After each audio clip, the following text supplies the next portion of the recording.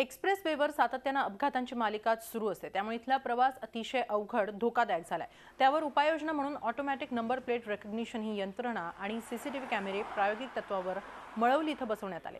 या यंत्रणेद्वारे प्रामुख्याने एक्सप्रेस हायवेवरील वेगाची मर्यादा ओलांडणाऱ्यांवर करडी नजर राहणार असून वेगाची मर्यादा ओलांडणाऱ्या वाहनांच्या नंबर प्लेटचा फोटो, त्या वाहनाचा वेग आदी सर्व रेकॉर्ड संगणकामध्ये तत्काळ जमा होणार असून त्या आधारे पोलीस यंत्रणांना पुढील कारवाई करणं सोपं जाणार आहे।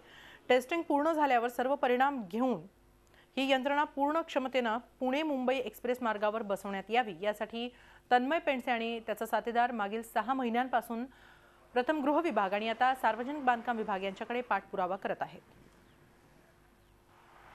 महाराष्ट्राचे मुख्यमंत्री माननीय देवेंद्रजी फडणवीस यांना खरोखर हात जोडून विनंती आहे, कारण नुसती चर्चा आणि नुसती चर्चेचे गुऱ्हाळ चालू आहेत।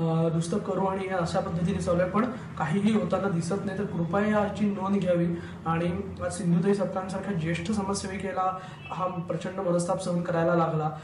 अजून किती लोकांना हा अशा पद्धतीचा मनस्ताप सहन करायला लागणार आहे, याची संबंधित यंत्रणांनी वेळीच दखल घ्यावी, नाहीतर अजून पुढे प्रॉब्लेम येऊ शकतात। झी 24 तास रहा एक पाऊल पुढे।